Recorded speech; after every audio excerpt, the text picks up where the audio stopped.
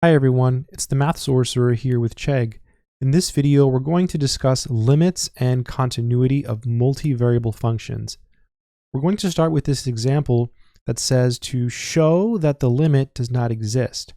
And we have the limit as the ordered pair xy approaches the ordered pair 0, 0 of x squared y all divided by x cubed plus y cubed. Let's carefully work through this problem. Solution. So the big difference between single variable limits and multivariable limits, like the example we have here in this problem, is that with single variable limits, you can approach from two directions.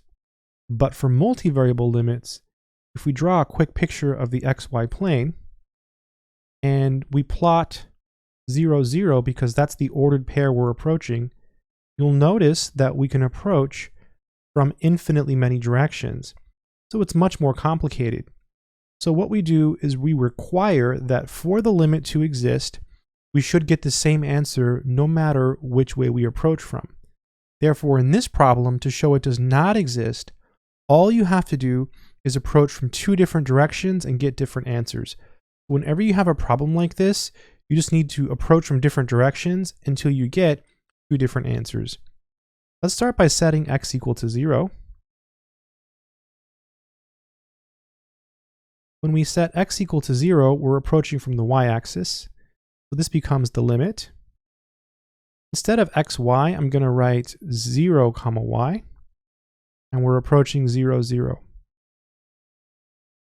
By the way, different people use different notation sometimes to denote this. So there's different ways of doing it. Instead of x squared, we're going to have 0 squared. And this is y, all divided by 0 cubed. Plus, and then here we have y cubed. That's equal to the limit. And this is 0y approaching 0, 0. And then so at this point, this becomes 0, and so you just get 0. So now we need to approach from another direction. You might be thinking, well, we can set y equal to 0. That's really a good idea, but unfortunately it does not work. But it's something you should be thinking about because sometimes it does work. So if we plug in y equals 0, the whole thing is 0 again, and we're going to get the same answer. So one thing that will work is if you set y equal to x. In this case, it becomes the limit as x comma x, right? Because y is equal to x, approaches 0, 0. So we have x squared, and instead of y, we put an x over x cubed, and instead of y, we put an x, so x cubed. This is the limit. And just to show you, you can write it different ways, because I'm really sticking to my ordered pair notation. You can write this as x approaches 0. This is really a limit with one variable. So this is x cubed over, on the bottom you have x cubed plus x cubed, so that's 2x cubed. They cancel. How beautiful. This is equal to the limit as x approaches 0, 1/2, which is just 1/2. Oh, look at that. We got two different answers. I love these problems. They work out so nice. So you could just say, therefore the limit does not exist. You've done enough. So thus, the limit, and I'm just going to write DNE, does not exist. Very, very nice. Okay, let's go ahead and talk a little bit about continuity. Determine the set of points at which the function is continuous. Part A, we have f of xy equals x squared plus y squared minus the sine of xy plus e to the x plus y. So first, let me just say that the definition of continuity for multivariable functions is very similar to single variable. The function has to be defined, the limit has to exist, and it must be equal to the function value at the particular point. So when you're doing problems like this, it's very similar to doing the single variable problems. You're basically just looking for places where your function is undefined. So if you look at x squared and y squared, this is a polynomial. There's no issues here. You're not dividing by 0. The sine function itself is continuous, so there's no issues. And the exponential function is continuous as well. There's no division by 0 anywhere. there's no funky square roots. So all of these functions are continuous, and so the sum and difference of functions is continuous. So this function itself is continuous everywhere. Now, in order to write that, I'm going to use big D for the notation.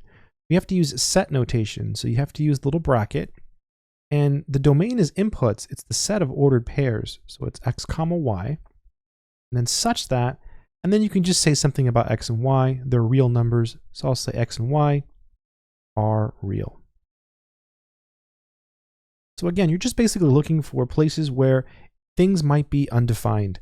Let's do another example. Part B, we have f of xy equals the natural log of x plus y.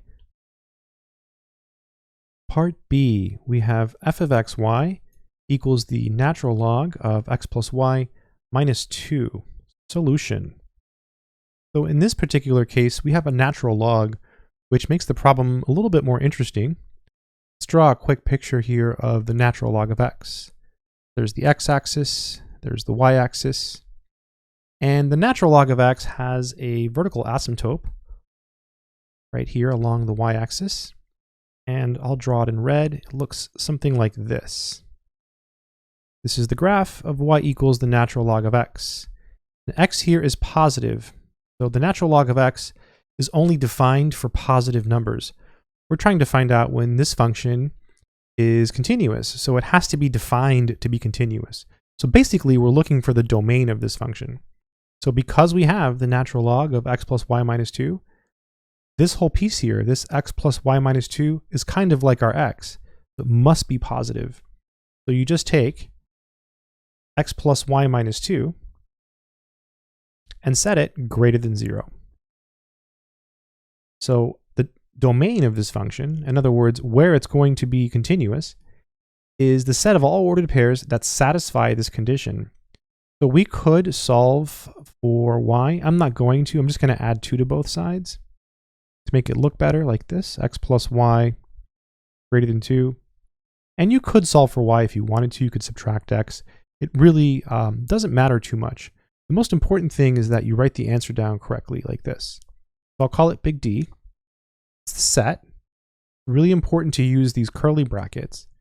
And then parentheses, x comma y. It's the set of all ordered pairs such that, and then it's x plus y greater than 2. And then close little bracket. This is one of those problems where I feel like a lot of people understand the concept. You know, you have a natural log function and you want it to be continuous, so it has to be defined. So basically you take what's inside the log. It's called the argument, by the way. In this case, it's x plus y minus 2. And you set it greater than 0. And most people understand that, but the tricky part for people is the notation. People oftentimes make mistakes here. So be really careful with this notation. Make sure to write your answers very carefully. Don't forget the parentheses. And this is read as, let me read it for you. It's the set of all ordered pairs, x comma y, such that x plus y is greater than 2. That's how you read it. The bar is such that, etc. So yeah, pretty cool.